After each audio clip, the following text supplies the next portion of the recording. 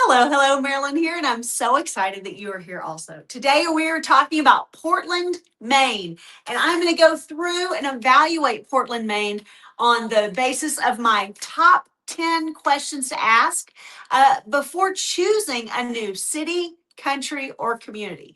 I've done a video on that specific list that I will link in the description box down below. It's a great video, and this is an excellent starter list when evaluating any new community that you are looking at, either for travel, like vacationing, long-term travel, short-term living, or even permanently relocating to a new community, city, or country. So this is a great first round, but I want to go even deeper into not only this list, but go beyond that in evaluating Portland, Maine today. So we are going to start right here with our handy little Google Maps up, and we're just going to check it out. So I am going to dig in. So these are the steps that I go through anytime I'm looking at a new community. And for my purposes, that's generally for the sake of doing short-term living or long-term travel, depending on how you want to look at it. I always think that short-term living sounds a little bit negative. It has kind of a negative connotation, which I don't care for. So I prefer long-term travel. I've also heard it called like nomadic living, which also sounds a little flaky and kind of funny. So what I start with is I start with the pictures. I go right to Google Maps and I start with the photos. So one of the things that I really like just on the outset about Portland, Maine is that it's a very walkable area. At least it has very walkable neighborhoods. It's mid-size, but you can still live on foot or on bicycle for most things. And then, you can always hop on transit or have a car handy or rent a vehicle if you need one to venture beyond kind of your normal circle of living. So for those extreme things when you need to go to attend another thing, or you can Uber places. But my dream personally is to live in the most walkable community possible. I enjoy not having to get in a vehicle every single day. I enjoy, just living by foot or by bicycle. But in order to do so, the communities have to have really good access to things like grocery stores, needs like that you theoretically need every day. It's a different way of life than pretty much anywhere in Texas, let me say, because in Texas you have to drive to the store. It's a very car-centric state.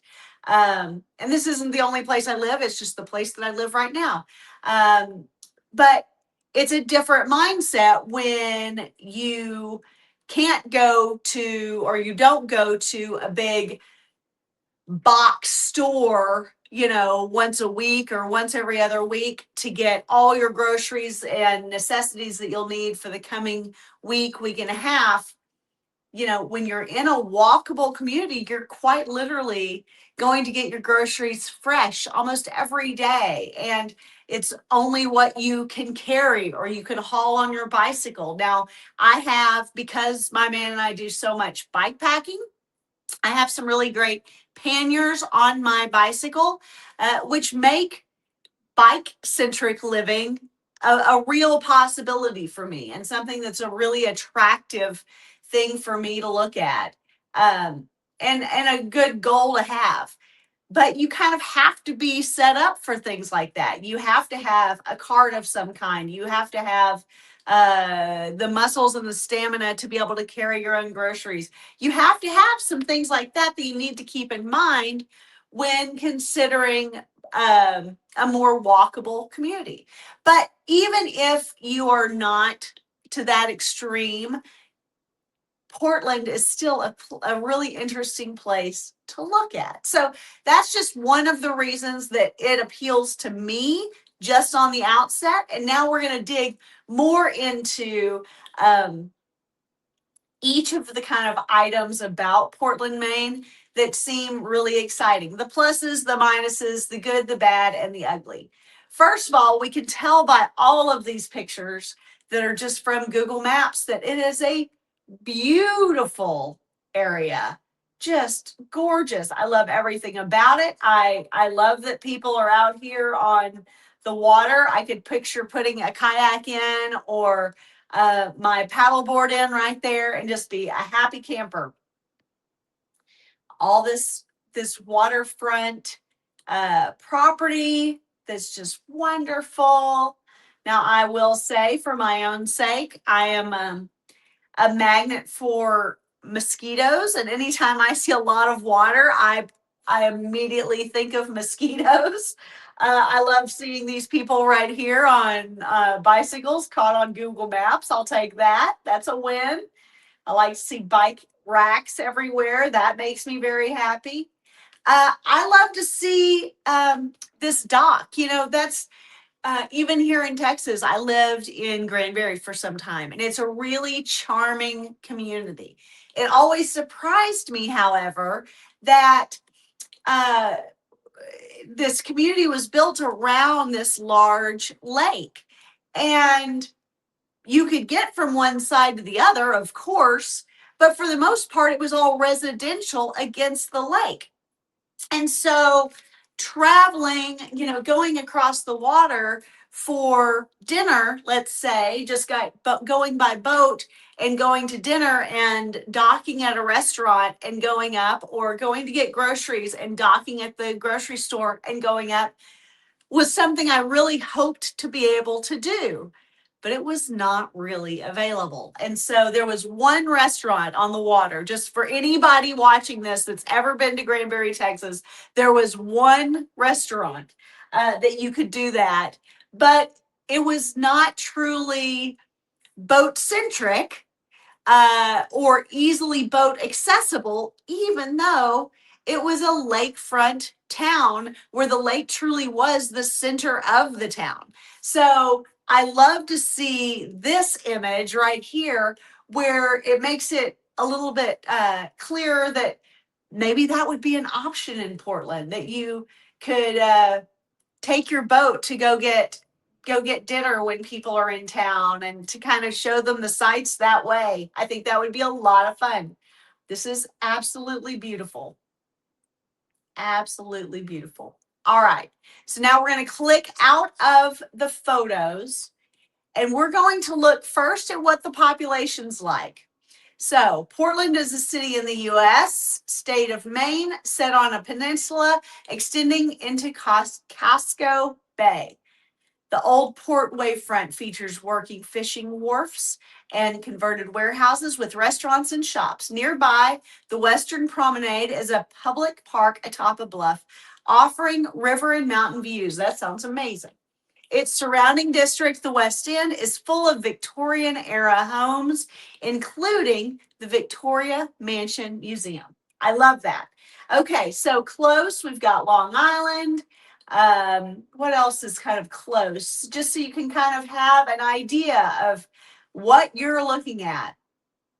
Near a state park, Two Lights State Park looks beautiful. Let's see. Portsmouth is close. I always like to see like where it is in proximity to other major cities. There's Bar Harbor, like a boat trip away. Boston, New Hampshire, so we've got Concord there. Vermont. So it's in a nice spot. As far as it's kind of tucked in. I love it. Okay. So this is an interesting view. All right. So now we're going to dig a little bit more into the city itself.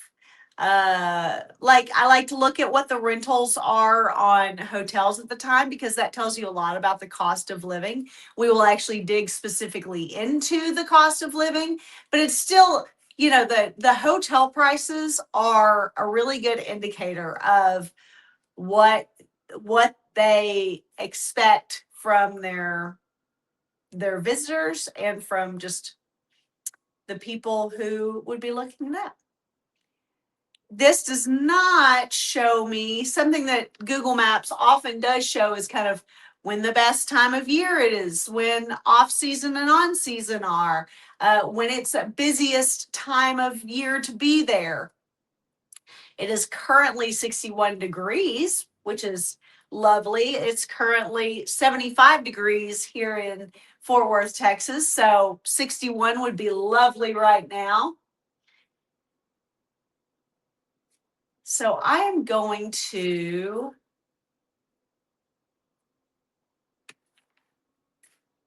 open a new one and we're going to check out what the population is. So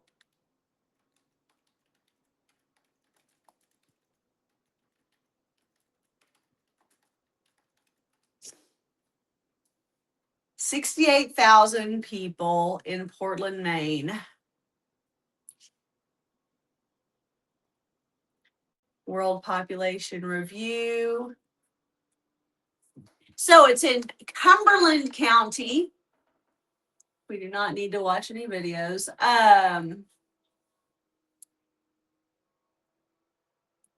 Not a lot of growth, which is often a good thing. Growth is good. Yes, growth is good. But at the same time, when you see high numbers when it comes to the current growth of the area, that can be such an indicator that possibly the city can't keep up infrastructure wise, that people are coming in from other places that in droves, like, that wouldn't necessarily be an appealing thing to deal with. Granted, I'm talking about like heading that way, but whenever you see huge throngs of people moving into an area, it's often a bad sign of what you might get when you get there. Elevated prices, infrastructure, again, like I said, that maybe can't keep up because it wasn't planning on that kind of growth. And oftentimes with that, crime rates rise, things like that happen. So you kind of want just a nice, steady, even growth, nothing too drastic. So I'm keeping notes on everything that we're looking up here of the highlights so that I can include them for you at the end of this video as well. Sorry, I've got a hair that I've got to find because it's going to drive me crazy. So the population, I'm going to say 70,000 people.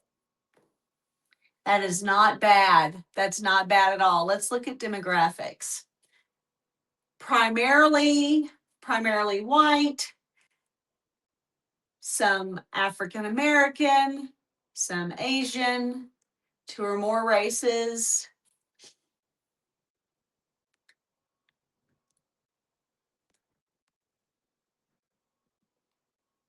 Here's the breakdown of the population by race. Some of these kinds of numbers are good to look at in particular because it gives you an idea of whether you yourself personally, you and your significant other, you and your family will be comfortable in an area. It is kind of nice to be just a single person kind of moving and finding a new place because it's just you only have to worry about yourself, right? But when you have families that are moving into a new area, you really have to focus on what the demographics are, who are your children going to be exposed to, what the school system's like. We're going to dig into all of those things and more, but these are things that some people may need to focus on more than others. And a lot depends also on whether you're talking about short-term, just travel, vacation, or if you're talking about moving and picking up roots and setting them down in a new area. So all of these things come into play depending on where you are on the spectrum of this. So overall, marital status, we've got a pretty good blend, not very many widowed, not very many divorced. We've got a lot of married and a lot of never married. So they're pretty heavy there, pretty balanced between the sexes. We'll take that. Let's see. Portland's average per capita income is $52,000. Household income levels show a median of $76,000. Poverty rate is at 11%. So I'm going to say that's a relatively high poverty rate. I mean, everything is relative to the time that you are living in and are watching this. Let's see. I just love looking at all of the kind of breakdowns of where the economics stand in any area. It tells a lot about that space. So nearby cities, Long Island, Cape Elizabeth, South Portland. Let's see. Census, those are always good things to check out.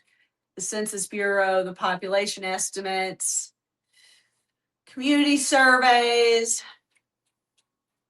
I love it. Okay, so now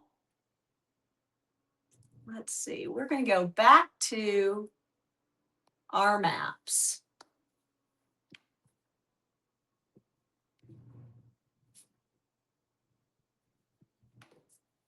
And we're going to dig a little bit further into Portland. We're going to look at, we're going to get feet on the ground and walk around a little bit, see what it looks like. Just see boots on the ground, what the area is like. So I just put it down right there on the waterfront, on probably a pretty main thoroughfare. What a cute house. We're in a nice little residential area, it looks like.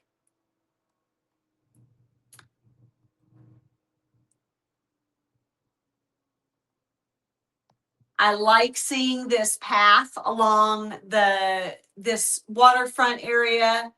I like to see plenty of nice sidewalks. I love seeing this bike lane right here. That makes me very happy. And you just kind of drive around, so to speak, Let's go over here. Let's see if it'll take us a little further over here. Well-marked crosswalks. This makes me very happy. There's a little path through there, paved path. Let's see, hold that thought. That looked like it could be a school area. Oh, charming. This is such a lovely little neighborhood that we dropped down into. Wonderful. Let's see what's this way. All right, here we go. Now we're into a little bit of the main thoroughfare, it looks like. This is wonderful. Pizza. I could go for some pizza right now. That sounds delicious. Oh, these must have been taken at Christmas. Look, there's a Christmas tree. Is this a bank? Sure is. Oh, snow on the ground makes me happy.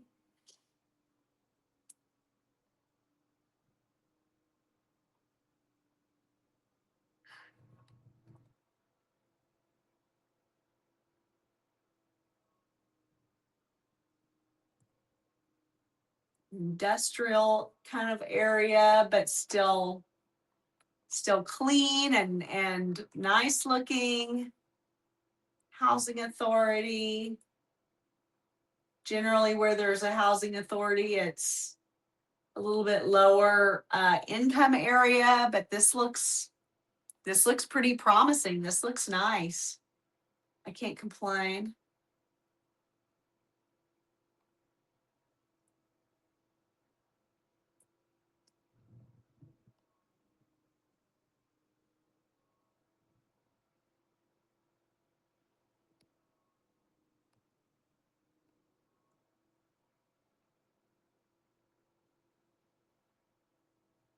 All right, we are going to come out, go back to the map. Let's see. So I know that the areas of Old Port is an extremely walkable area. So I'm going to see if I can find that. There's South Portland.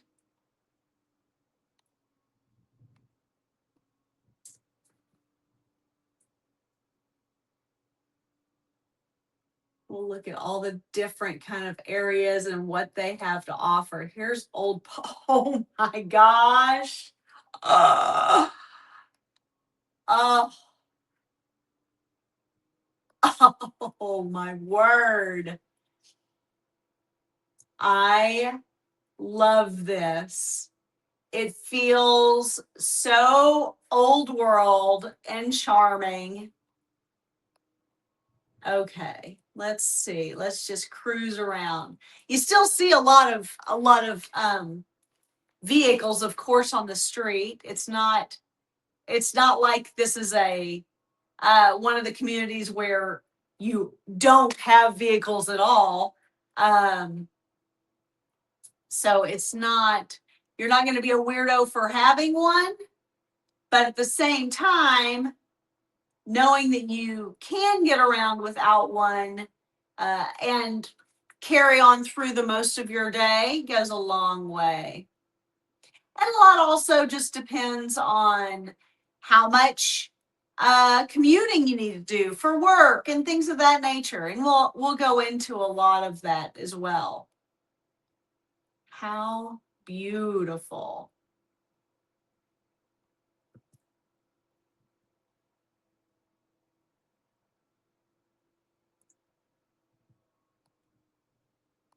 So let's go to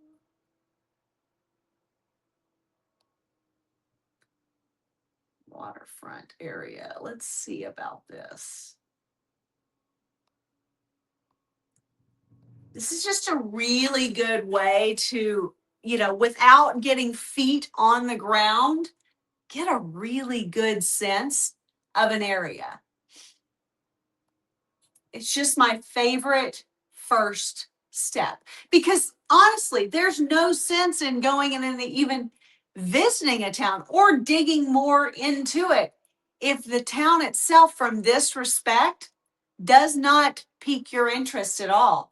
If it looks like somewhere that you would not want to carry on, then you can check out of it. And so Google Maps and this kind of feet on the ground view that we can get is an amazing tool to utilize anytime you are considering even traveling to a new community.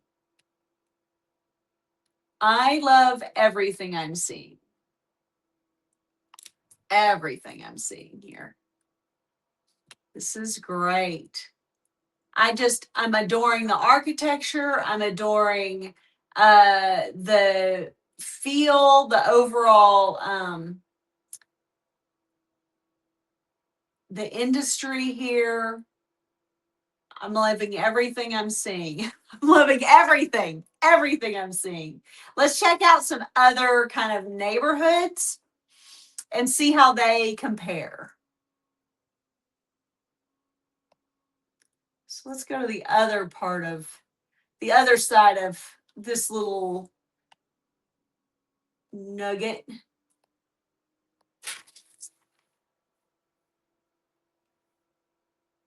What neighborhood did I go off into?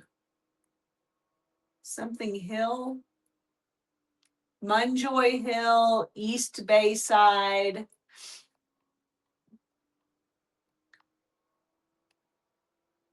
Now I will say, here there is a bike lane, but not many sidewalks, so this is not a terribly walkable area.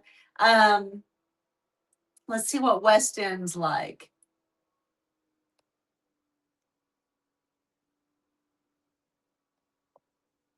I said, let's see what West End's like.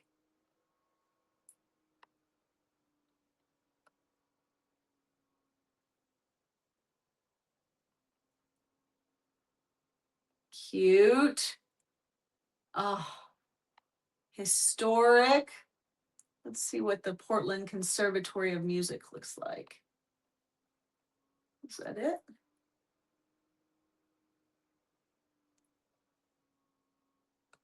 I love it. What's the Western Promenade? Very pretty.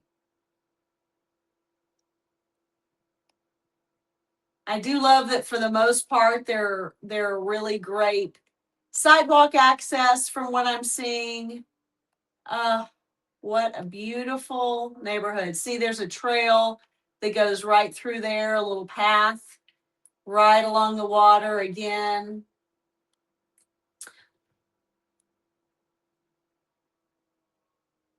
Just saw the hospital.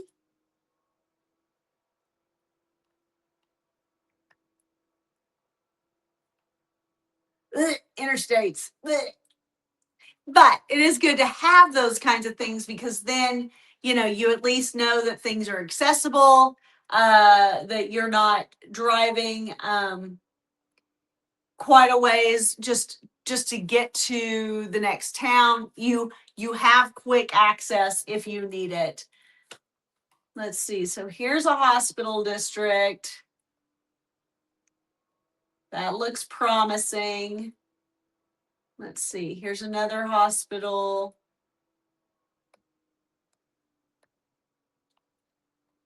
Another hospital area.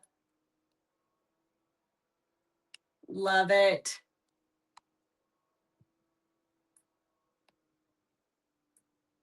Let's look at Rosemont.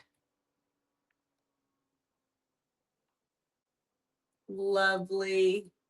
Oh, everything that I'm seeing is so charming. Everything. What's Bradley's Corner? Just going through like a quick scope of all of these different neighborhoods. Great. What are the Highlands? Oh, everything you would imagine a little neighborhood called the Highlands would be. Oh my gosh, I love it. East River, Fore River, I'm sorry, Sanctuary.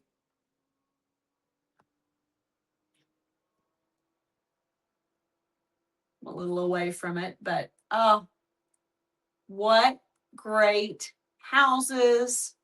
Let's see about Deering. Oh, look at the trees. So beautiful. So beautiful. Oh, oh my goodness. Okay, so what I'm interested in here is we've got this back cove, which would be really fun to just live along, I think. Just by glancing at this is where my brain goes. Just living along among that and being able to cross that water. The water's probably very still most of the time because it's more enclosed and inland, more protected from the big shore over here. Oh, I'm going to maximize this so we can really look at it. So beautiful. What a gorgeous vantage point. Don't you just want to watch the sunset right here? This is incredible. Incredible. Oh, oh, I love that. Wow. So that is Payson Park Playground. That's where all the fields are, tennis courts, ice skate, disc golf. Oh, I love all of those things. A community garden.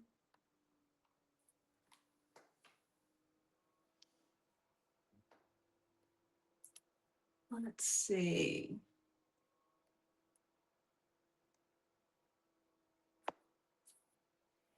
I came here because I was thinking this Greater Portland Council of Governments might be a significant thing to see. Love that every view has been somewhat close to the water. Let's see.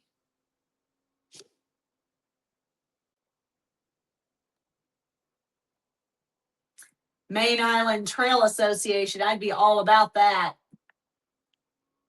Let's see if we can, how close we can get to this whole thing. So, Maine Yacht Center.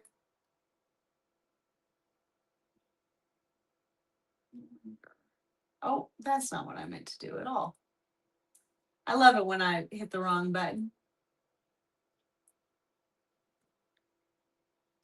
So there's a large cemetery, Nason's Corner, Four River Sanctuary, Payson Park, motor vehicle registration. That might be in Bite of Maine.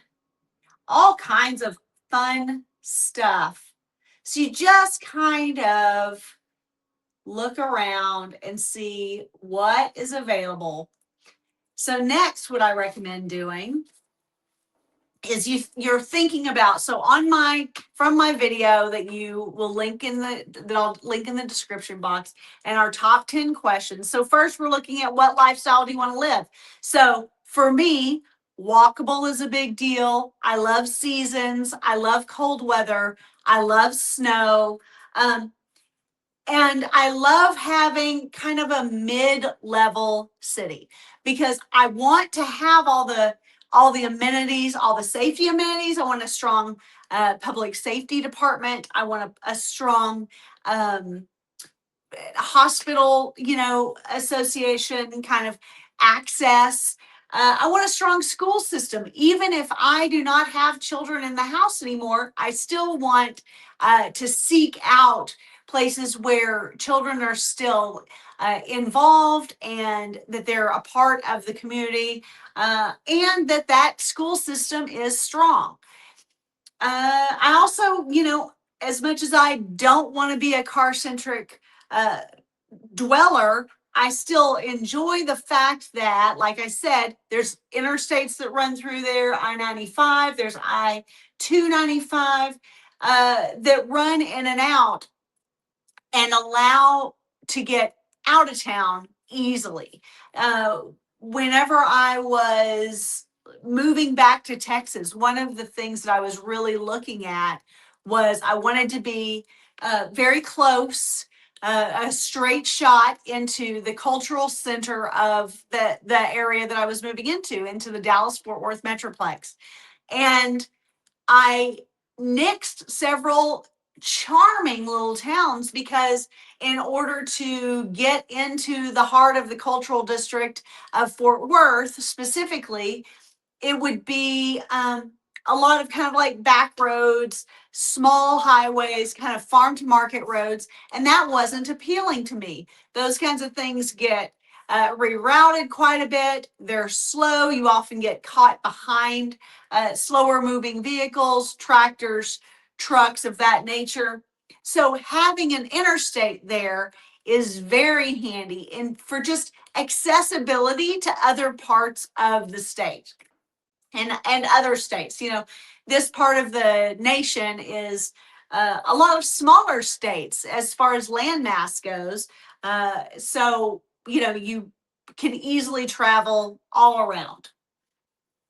Also, there's a Portland International Airport. That makes me very happy. That kind of thing is always important to me. So if I need to travel quickly to friends, family, my children, my parents, I can, in theory at least, jump on an airplane with very little notice. And it's just right there. So having an international airport to me is something that's very important. That's not necessarily number one on this list, but we're going through it.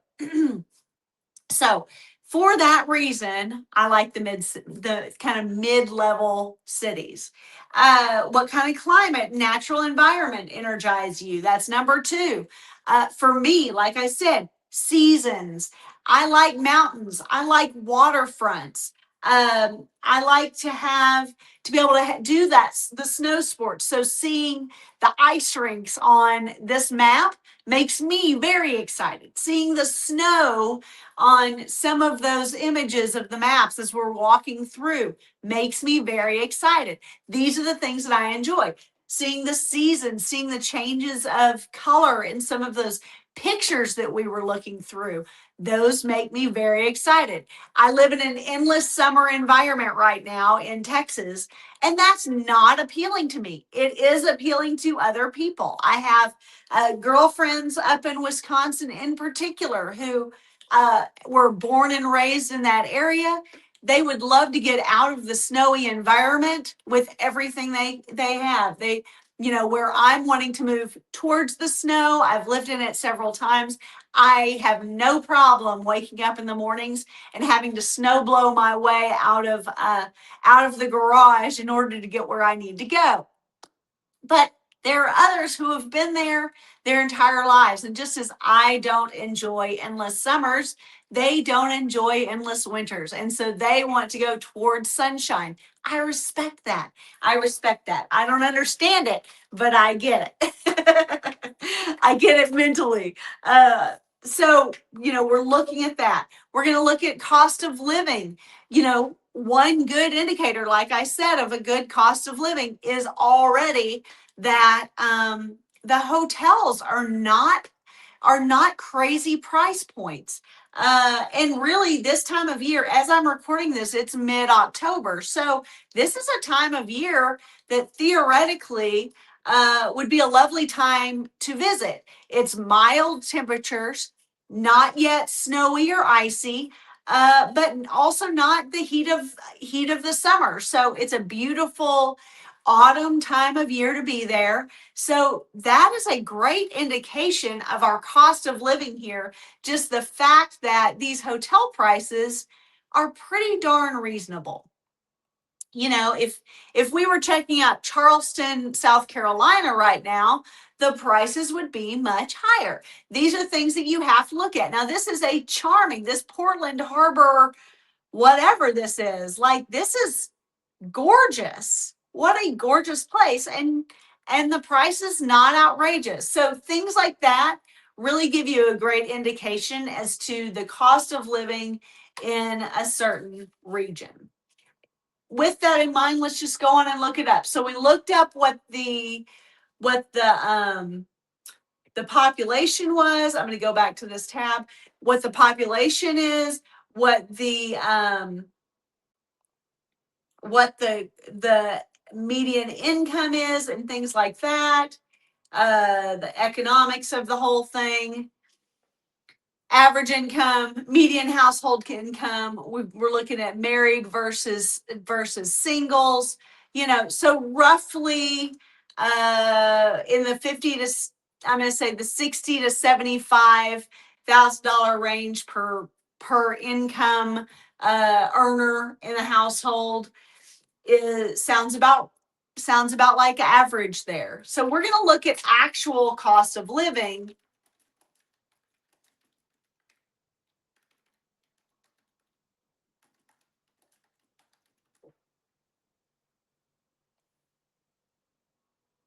And I just like to go kind of top choice here. Make it simple, right? So we're going to share this tab. total with rent.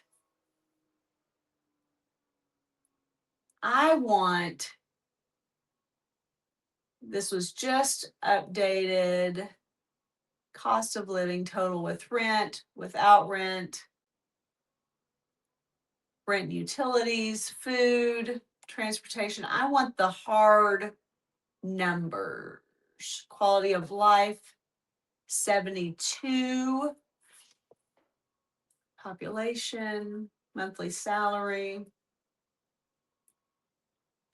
transportation. Okay, so see, this is really interesting. So this is a monthly cost of living. What's interesting to me about this is the transportation, very low. The transportation fees are very low, which is because it's also a great walkable area. Close to the airport, excellent air quality. There's a major university there that we didn't even get into yet. I want to find, oh, this is good. This is not what I was looking for, but this is actually really good. So average cost of a lunch menu, $25. Average dinner in a restaurant for two, $120. Average fast food meal, $12 roughly. Average beer in a pub, $7. Average cappuccino, $6. Average Coke or Pepsi, $3. These are great prices. This is a good, nice, low cost of living. 1-bedroom apartment in city center, which city center would also indicate the more walkable areas of the community. So you're paying for rent, but you're also paying for convenience, but it's still under $2,000. This is good. Then there's cheap 1-bedroom apartment that's under $1,500. This is good. 3-bedroom apartment, we're looking at $3,200 a month. Cheap 3-bedroom apartment, $2,600 a month. Utility bills, all of this is good. So the utility bills, I would say, on average, in relation to the other prices we're seeing, I'm going to say relative to what we're seeing here, the energy costs are a little bit high, just a smidge, like smidge. But I will say that's probably because it averages out and the winters are, harsher. Internet plan, roughly $81 a month. All of this looks really good. Apartment price to buy in the city center. House price to buy in the suburbs. Local transport ticket, there we go, $1.99. Monthly ticket for local transport. And that's where it's $60. That's where that low end of that transportation cost comes in. Taxi ride, that's easy. I can Uber all day at $14. This is great. This is always something great to look at. I love that we found this website. So this is livingcost.org. Looking at individually what you're paying for at the grocery and about what that looks like in comparison to what you're dealing with right now wherever you're living. So I always like to say, eggs may be $3 a dozen where you're living, but if you're looking at moving somewhere that they're $6 a dozen right now in real time, then that means that the majority of the groceries are going to be considerably higher. So if you're already stretched on your budget where you're currently living, and your grocery bill doubles roughly, that can be a problem. This is the grocery expenses from state to state, city to city are a great indicator of those kind of hidden costs that you don't necessarily think of that will definitely affect what you can afford and your quality of life while you live there. So that's an important thing to always keep note of. Gym membership, $65. Cinnamon ticket, $14. Doctor's visit, $147. Haircut, $20. This is a great indicator of what you're looking at cost of living wise. Perfect. Oh, that's not what I meant to do. This is awesome. Awesome, awesome. So from there, now we know what that financial comfort zone looks like. From there, we're going to go to work opportunities, what the industry's like, what businesses are there, what the major industries are in the area.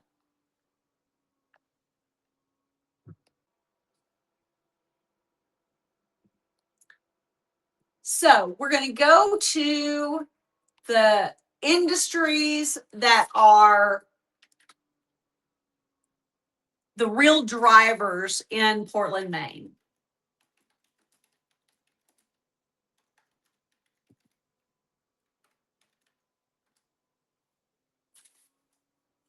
Portland, Maine has a diverse economy with key industries including healthcare, retail, and professional services, making it a vibrant hub for employment and business opportunities. So let's see. Economic base, Port Harbor, maritime industries, tourism, food and beverage, healthcare, education, small tech startups. Now, I will say it's always a good sign when you have a major university in a town, because nobody wants to see university towns not thriving. It's a great indicator that that a town is going to thrive. Bonus points if it's a major university plus a state capital. That is a thriving community that's going to thrive no matter what, because there's a lot going into its success. So let me find, I know I saw that university here on this map. Where was it? You're probably seeing it. North University of New England, Portland, beautiful campus. Campus for healthcare. I love it. Where is the University of Maine? Where did it go? I should know this. My oldest son wanted to go there so badly at one point in his life. And they actually just have to search it because I'm not finding it with just my eyes.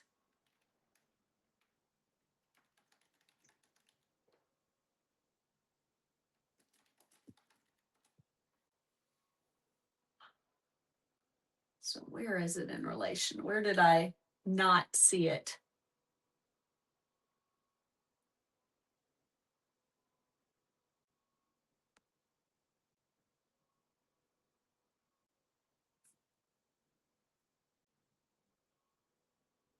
Oh, interesting. Okay, hold on. University of Maine, Portland campus. Let's try that.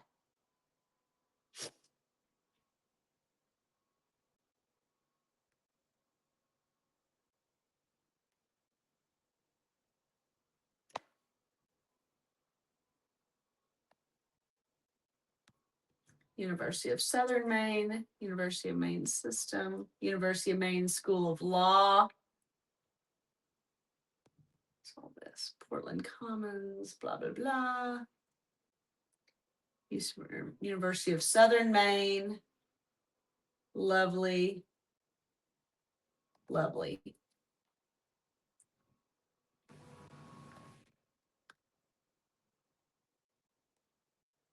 That's University of Southern Maine. Oh, look at that color. Oh, it makes me so happy.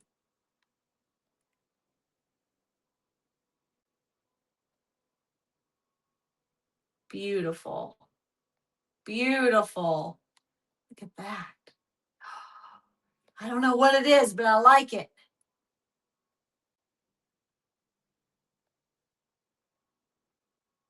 I love it. Love it. But all that being said, so we've got, oh, I wasn't showing you any of that. What a dork. Let's try that again. So here's where I was.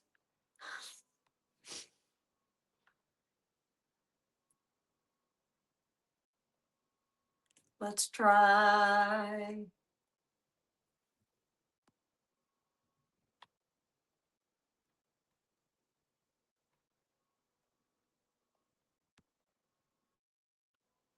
All right, here we go. Here we go. So we're looking at the University of Southern Maine.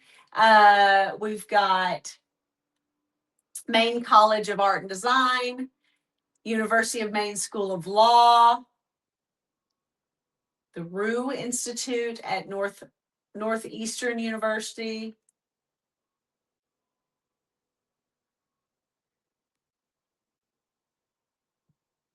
University of New England North, University of New England campus, Portland campus. This looks beautiful.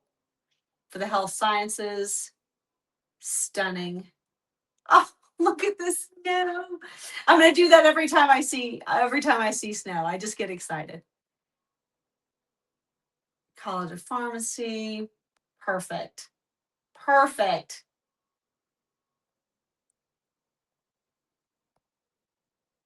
I love it. So this is all good stuff to check out. University of Medicine and Health Sciences.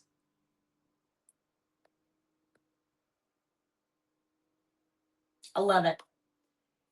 Great indication of where the education industry is. It's doing so not only when we're talking about the work opportunities there in and around Portland, Maine, you're looking at not only the university systems, but also the public and private education of school age children. So that is a good indicator. Anytime you've got a strong industry in an area that is based in education, this is a really good sign for the success of that area and the stability and the growth of it. Healthcare, another great indicator. The healthcare system employs a lot of people in that region. Also, tourism is great. Anytime you're in a charming area like this, anytime you've got a really visually beautiful and comfortable environment, it's going to invite a strong tourism kind of industry. But I will say with Portland, Maine specifically, it's not, it doesn't appear to be a tourist trap. So it's not one of these places that empties out in the off season and can't support you financially if you're in that industry. I feel like there are a lot of opportunities, even if you're in a more tourism based field, that you could still survive and thrive in Portland, Maine. Maritime industries, clearly, if you're in the the fields of anything harbor or boat related, you're going to be in good shape because there's a whole lot of water and a whole lot of harbor there. Beyond that, we're looking at the trail systems. You know, we saw a lot when we were even just looking around the area. We were seeing a lot of great, strong trail systems. So we're going to get into more of that now. So when we're thinking about trail systems, it's because I think it's a great indication of the kind of place that you are living. A place that has a really strong trail system is a place that is really thinking about the people who live there and how they move around and how healthy they are, how much they think about their overall health, how much they think about getting out and being active with their families. Trail systems can include multi-use trails that are good for bicycles, walking, just strollers, but also, you know, trails that include snowmobile trails and cross-country trails, cross-country skiing trails, things of that nature that you're going to see in especially more northern climates. But a strong trail system is a really good indicator of kind of where the priorities of the area are. So let's see if we go through, that's not what I wanted. If we go through what our layers look like, we're going to look at biking. So this is going to show what our trail system is. I don't want to get confused by the terrain here. All right, so all of those dark green lines are our trail systems. I love that there is a path all the way around this back cove. I love to see that, including across this bridge. I love to see a trail system all the way around this harbor front. That makes me very happy. You can essentially, so the dotted lines are often indications of so this is a bike lane on a traffic road. So that's not as ideal, but it's still a protected space. And then you've got, so it looks like you can pretty much maneuver all the way around this city center just by trail. So on bicycle, by foot, this is a great indication. Then you can also expand further out and see that, so this is trails, dedicated lanes, bike-friendly roads, and dirt and unpaved trails. So there's an example of dirt unpaved trail right there. Bike-friendly lanes we saw coming through here. Dedicated, the dark solid green is dedicated lanes, so that's right here. And then the bright green are like multi-use trail systems. So there's all kinds of great things to look at. Let's see if we can, so that's just a dirt unpaved trail. Perfect, which is also really nice for being on foot.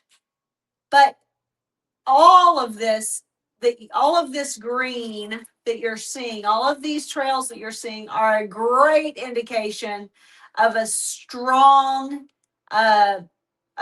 just way to get around, even without having to rely on a vehicle. This is awesome. I love to see how far out from the city that you are able to expand on this particular system. So you can go all the way up here, go through the different islands over here. This is awesome. This is awesome. Can you go all the way out to the airport? I'm dying to know. It'd be hit or miss. It'd be tricky. I'm sure it's doable. I'm sure someone has done it. But it's interesting to see just how far all of those trail systems go. That's a fun way to get around a city, is by checking out the trails. So we're looking at what the trail system looks like. We're on number 6 of our top 10 questions right now. We're kind of going all around. Make no mistake, we're not going in any particular order. But also know that, so it's a strong trail system, but then there's also other ways to get around. And that you can look at the transit system in this area. What does that look like? Let's see if it'll zoom in and tell me, because I know we do have a transit system here.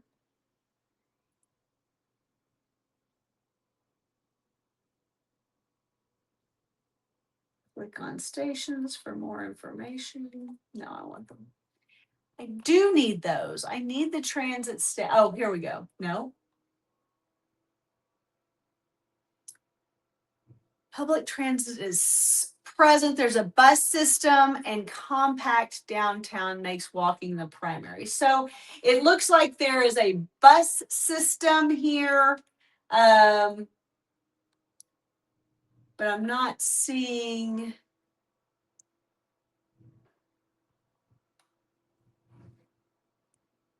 So it's not like a trail system. It's not like a train kind of commuter train specific place, but that's because it's not a huge city. It's not large enough to justify something of that nature, which is fine for me.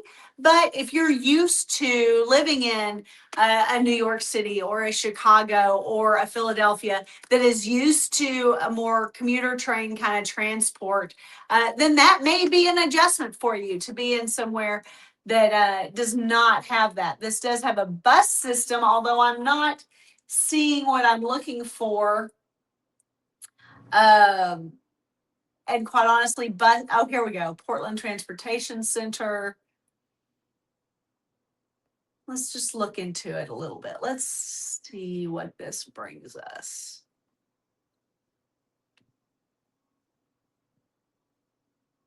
That's a train. That's an Amtrak. Let's coach lines.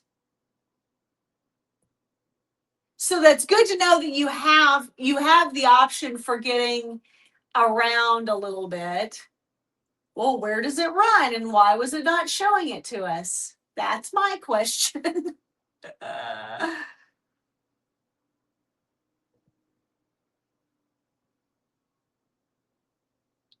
Fascinating. So it exists. It exists. A transit system does exist. This is excellent news. So there's the train line.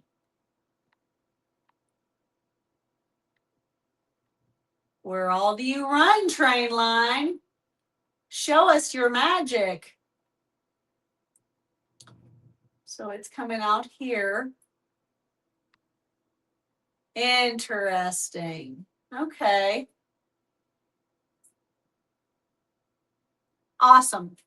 It's good to know when something exists, even if it's not something that is built in such a way that you'll necessarily want or need to use it.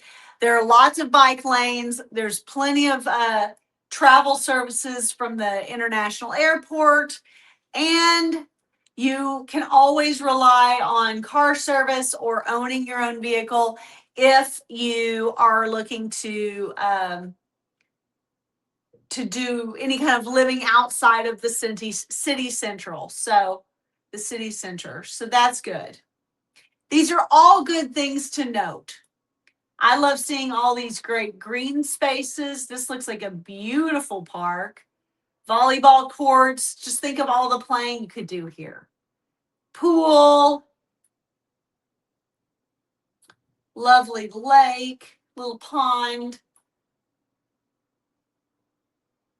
Rose garden.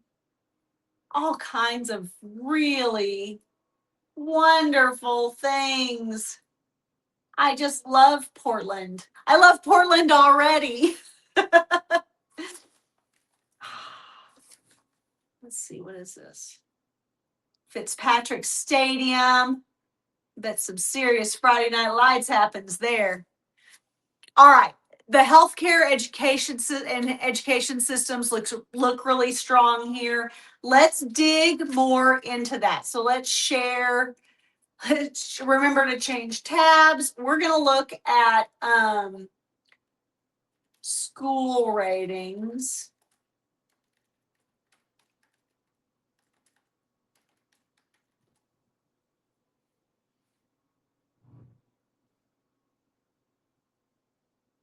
Portland, Maine has a mix of public and private schools with several top-rated institutions recognized for their academic performance. I want to go to Great Schools. I love this website so much. Let's look at what Great Schools says about Portland, Maine.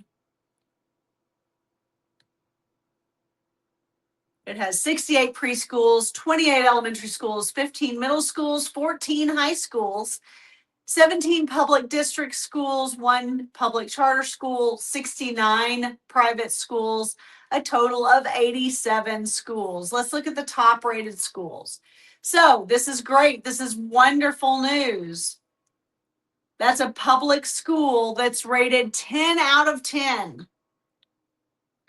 K through 5. Peak Island School, also K through 5, 8 out of 10.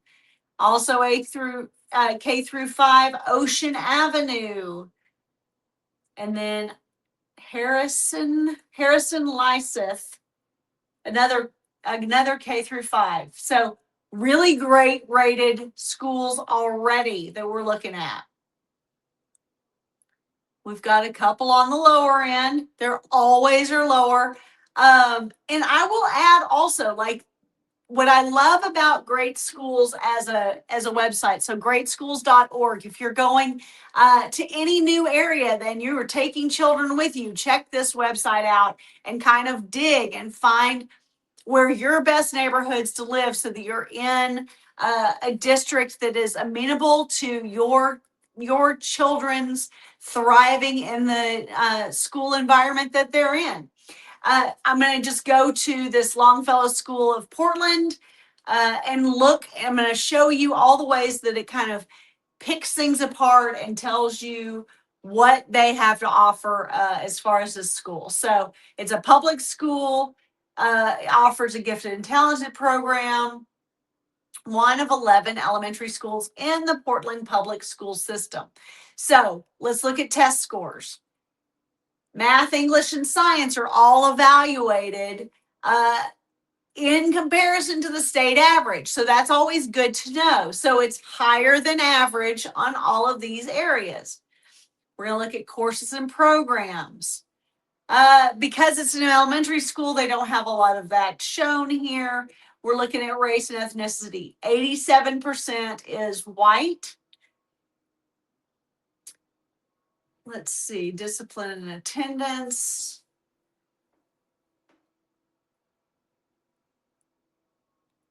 See how some schools are, let's see, this shows percentage absent 15 or more days. Oh, okay. So the attendance records are pretty good. Let's see, low income students doesn't show. Students with disabilities, it shows kind of what you're looking at as far as what you're looking at in that individual school. Student demographics, it's a primarily white school. It's a primarily white area. Let's just be real here. You're not going to have a primarily other races outside of Caucasian in an area that is a very, very, very white area to begin with. So this is essentially a mirror. What I'm seeing in this particular school is essentially a mirror of what we saw in the overall demographics of the city itself. Primarily, let's see, students learning English, 5% students from low-income families, 10%, pretty evenly split across the genders. Students per teacher. This is good to know. This is a good number to know. So only 10 for every one teacher. That's awesome. Awesome.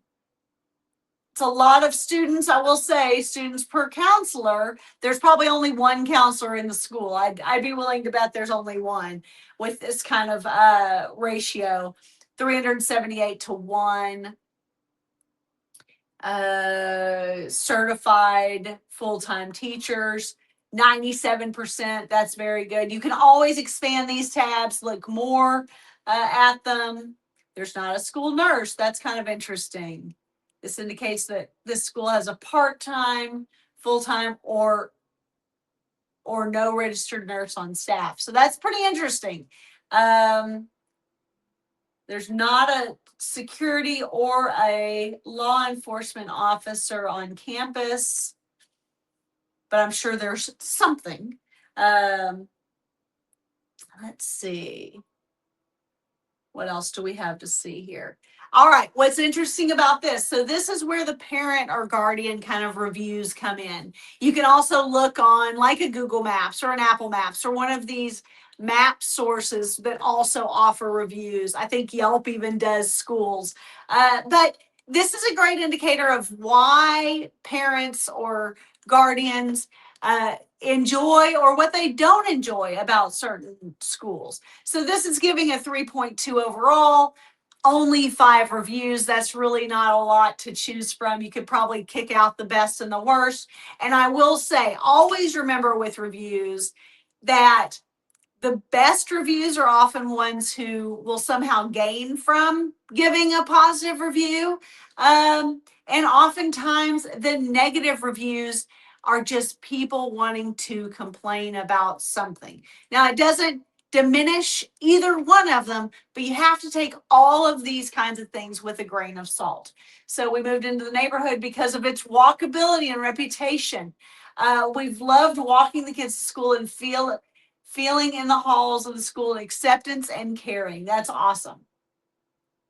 So here's a 3-star. Awesome community support, though fundraising, through fundraising and involved PTO. Amazing learning garden, disconnect with administration, principals, students and teachers, parents and students. Large class sizes take away from one-on-one instruction. No cafeteria on the grounds. School grounds not well cared for. Lots of trash outside the building. Oh, this was also from 2013. That's something else. That's interesting. This other low score is from 2013 as well. That's pretty interesting. One star back in 2009. So those are very very old reviews. Also not something. So let's look at that school on Google Maps and see what it says. So Longfellow School. Longfellow Elementary School. Let's see what Google has it rated as, if there are any reviews there. There are no reviews. How is that even possible? Very interesting. But let's look at pictures. That looks like it has been around for a while. I love classic schools though. They make me happy. Schools that look like they've got some history to them. That's beautiful. Okay, so we're going to go back to great schools because I want to show you. Let's go through a high school.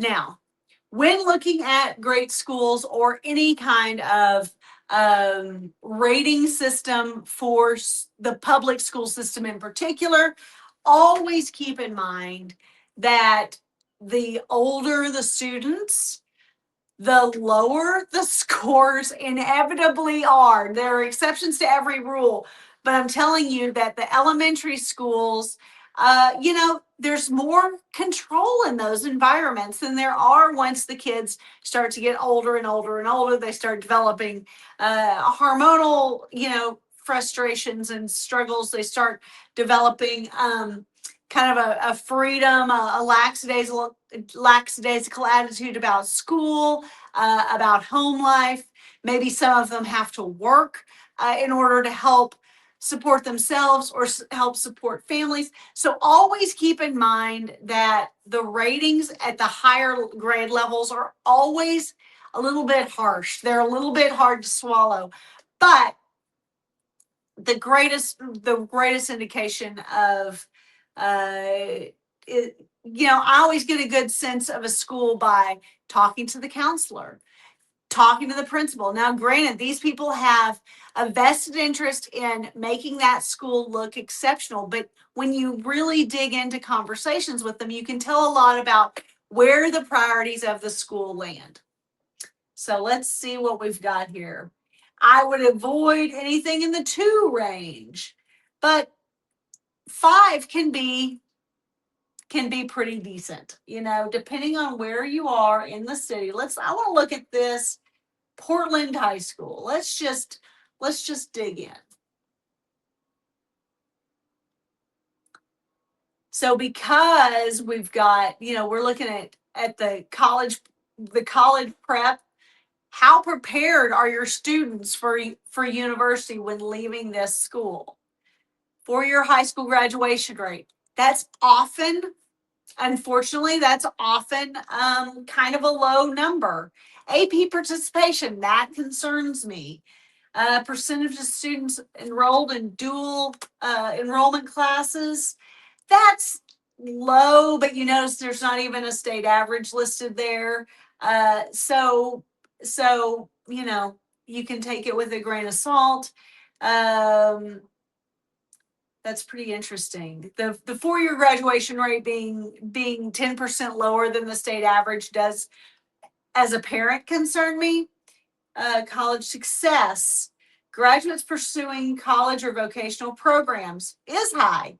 Uh, granted, that's, who return to college. So the percentage that attends college of some kind, a college or program after high school is a good number. 80% is good. 20%, that's 20% above the state average. Then they return to that program for a second year, still high, but you're dropping off a little bit. Advanced courses, we're talking about AP courses here. We're talking about test scores here. All the test scores are a little bit low. They're all a little low. That makes me concerned. Courses and programs. Again, there are AP programs available. There are several different AP courses available. That's good. Race and ethnicity. This shows what graduation dates are by race and ethnicity. And then here you're looking at what the race is demographics wise across the school. Here are test scores by ethnicity, attendance, low income students. So those are good. Test scores.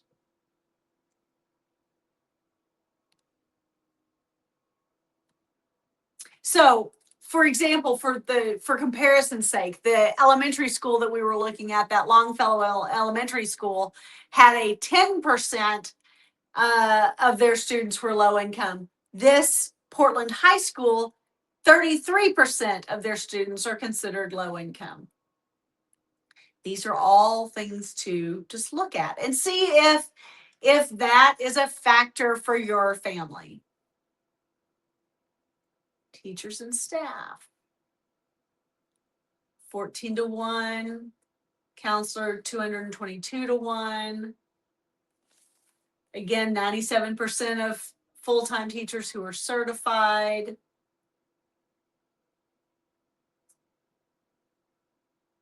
Oh, wow. Look at all of these ratings here. This person really liked this school. I love that. I love to see that. I want to say, okay, so let's really look at what this review looks like. This is a great example of a review to really dig into. So this is from 2021. It's all 5 stars across. It's all a perfect rating across the board. Let's see what this parent says. My son is a student at PHS and receiving an excellent education. He's being challenged and has an extensive selection of STEM electives to choose from. AP classes senior year offer courses at local colleges. As a violinist, he finds the orchestra a great group with exceptional instruction. Sports are competitive with strong emphasis on true sportsmanship, womanship, and teamwork. The diversity makes for a rich experience. Highly recommend. The thing that you need to see about this perfect review is that this is also a student. This is the parent of a student who is highly involved, which always makes for a better experience, is in STEM programs. So education, academics are important to this person. They are involved in the musical arts, which means they also have a vested interest in the creative side of things. And apparently are also involved in some way, at least. This may be just referencing that there's a strong sports community. I'm Sports are competitive with a strong, so this may just be saying that is a strong sports department, but it may also be saying that this parent's son is in the sports and knows this firsthand, that it's really emphasizes teamwork, and that diversity makes for a rich experience at this school. But all of this to say, those lower scores that you were seeing in relation to this school, they are not about this parent's kid. This parent's kid focuses on academics, on enrichment, on their, I guarantee this person is always in class. I guarantee this person doesn't skip school.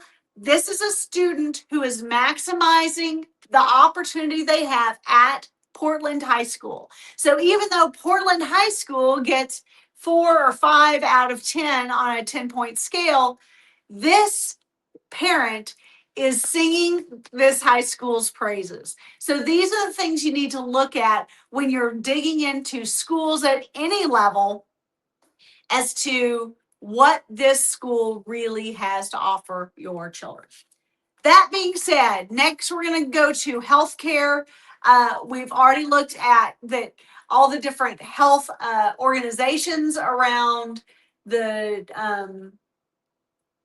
city, the fact that there is a strong hospital district in several different pockets of the community, and the fact that healthcare is a major industry in this area is a very, very, very good sign.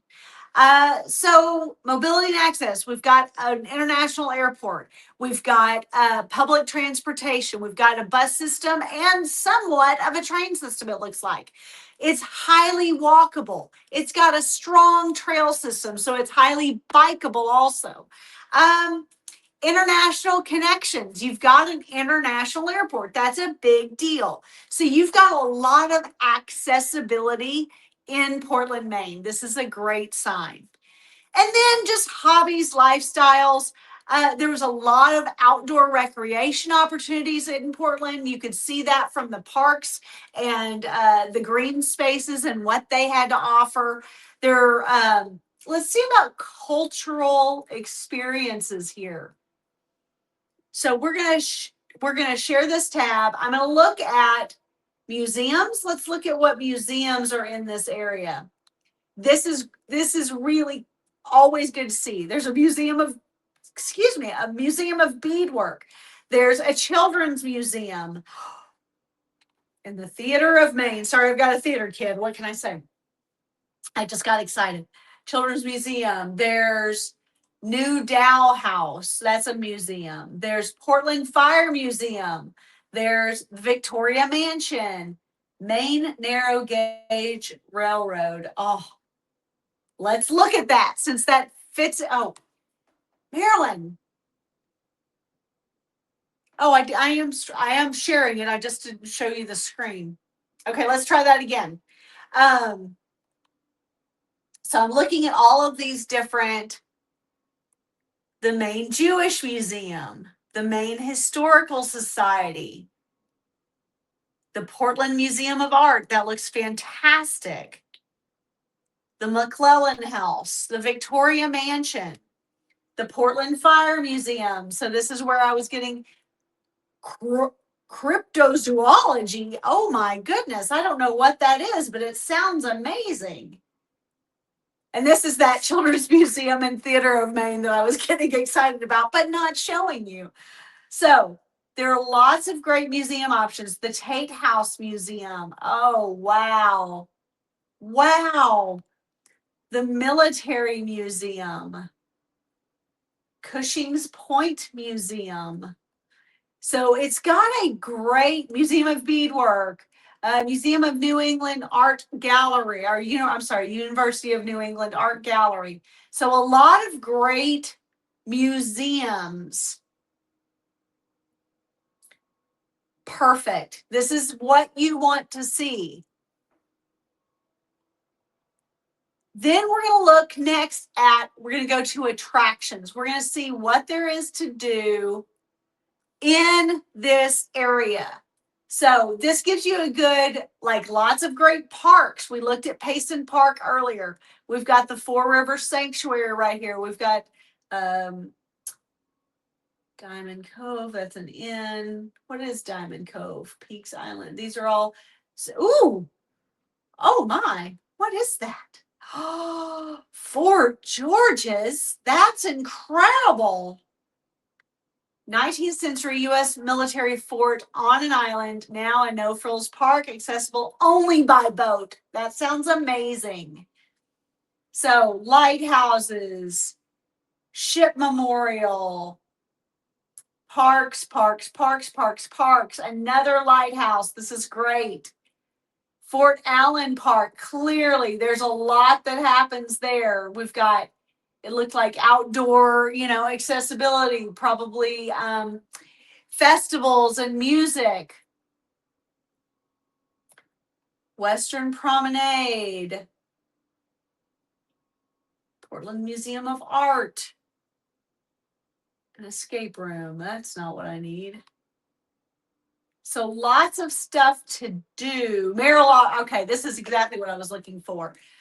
Merrill Auditorium. So you've got a venue for cultural enrichment. You've got, this is going to have, this is going to be a great place where there's, I'm sure, a symphony. There's performances by local artists. There's I love it. I love it. That must be the Portland Symphony. Merrill Auditorium. Plays, musicals, dance performances. I would be willing to bet money that the Nutcracker is performed here every year. Class of 2029. Wonder what that was. Oh, what a beautiful organ. So lots of great cultural experiences here in Portland, Maine. That is a biggie for me. I want the museums. I want the art. Anytime you have this kind of Merrill Auditorium, anytime you have those kinds of things in a place, in a community that you're looking at, that means that there is a strong infrastructure of creativity, arts, an appreciation for cultural enrichment. That is a very, very, very good sign. It looks like there's a strong food scene. It looks like there's a strong craft beer scene, certainly waterfront activities and walks. I saw a lot of like boutique kind of shopping when we were kind of scrolling around and looking at the different street views. There's lots to see and do in Portland, Maine. I keep kind of scrolling in right here to the city center, this little alcove, but I know that it extends, far beyond just this one little foot. So there's lots of great areas where there's restaurants. Let's see about price points here. Are there any super high dollar places? Yes. Are there any super low dollar places? Yes, and everything in between. That is a great sign. Hotels, you can always tell where the hot spots are in an area by where the hotels are grouped. So this tells you a lot. But look again, look at how great these prices are. This is not an unreasonable place to visit. This is great. That means when you're living here in Portland, Maine, and your friends and family want to come and visit you, and they don't want to impose on you and stay in your house, there are reasonable places for them to stay. This is all good signs. Oh, now it's showing me transit. My goodness, I was looking for this. So these are all bus stops. That's good to see. I was looking for you. So let's zoom out and look at search this area for the transit. Interesting. I'm sure it's not really as short-lived as this looks. Update results as the map moves. That's what I want. Maybe, maybe not. There we go. Okay, we're doing something. Transit exists. Okay, all right. This is, I don't know why it's doing it like it is, but there's tons of bus stops. So that is good. There is a strong transit system in Portland, Maine, which is great. It again emphasizes the fact that it is a walkable area, that you don't absolutely have to have a vehicle to enjoy a full and rich life. As far as so that's hobbies, lifestyles, activities. There's lots to see and do. Let's find out if there are any pro. So we're going to see pro sports teams in Portland, Maine. Let's just see. No professional sports franchises. So that's interesting. But also, let's face it, that's not surprising considering that that's not surprising considering it's very much a mid-level city. It's not a major metropolitan area, which are the ones that have professional sports teams. But it's a great place for a fit person to live, to enjoy, and to activity. There's a lot to see and do in this area, and I love to see it. Let's go. I want to see what the terrain is like. Terrain. Maybe there is zero terrain.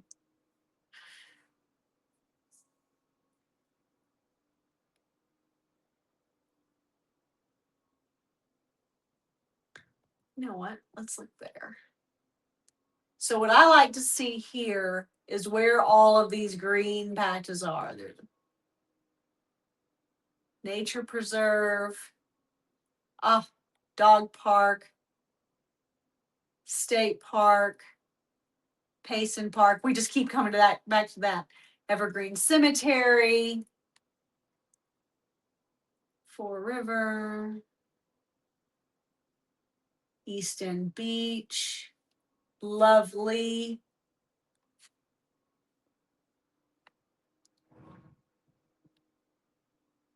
Oh, it's so Maine. I just love it. I love how Maine this Maine city is. Oh, it's so great. It's so great.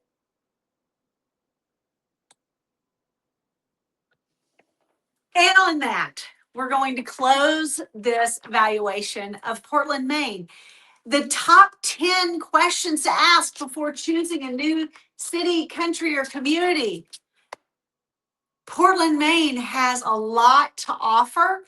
And, you know, I would say the only real challenge that I had as far as like finding things that I didn't, the only thing that I didn't absolutely go gaga over in Portland is from a family perspective. I've got to say, the school system, I definitely feel like it's not a home run with the school system. We didn't dig too terribly deep because the schools that we did dig into, we dug pretty far. But I will say, you know, if you were moving to Portland, Maine with a family or with the idea of beginning a family, you would definitely want to be aware of the neighborhood that you live in. So make sure beforehand that you're only looking in those neighborhoods that also feed into a strong school system all the way across the board.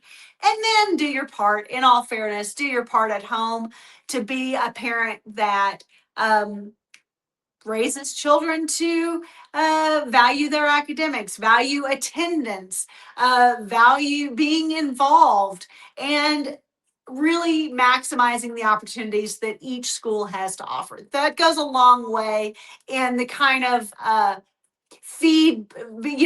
feedback you get back from the school and overall education that you're going to receive from the school system. And that's true with private or public. In all fairness, that is an absolute must. You can get a great education at a poorly rated school. You can get a poor education at a great rated school. A lot depends on the family and where your priorities lie from that perspective. So that's just a whole parenting soapbox. I apologize. But does Portland, Maine align with your long-term vision of life and legacy? That's a big question to ask. And I'm curious what your thoughts are now that we've kind of dug into Portland. Also, feel free to tell me in the comments below. I would love to I'd love to know where you would love to see me dig into with evaluating all of these key points that are just kind of like a starting point to see whether any area is necessarily worthy of your time to further dig. So let me know in the comments other places that you would like me to evaluate, and I will probably get around to it. I have a whole list myself of places that I would like to evaluate in this way. This is my first recording of this nature. It will get smoother as we go on. But also, I will say, Portland, Maine was a great place to start because it has a lot to offer and a lot to dig into. And it's not quite so just cut and dry like this small community has this one thing to offer and it's good or bad. This has a lot to dig into and a lot to appreciate. So this was a great place to start. I hope that you have enjoyed being here with me. I have definitely enjoyed this experience.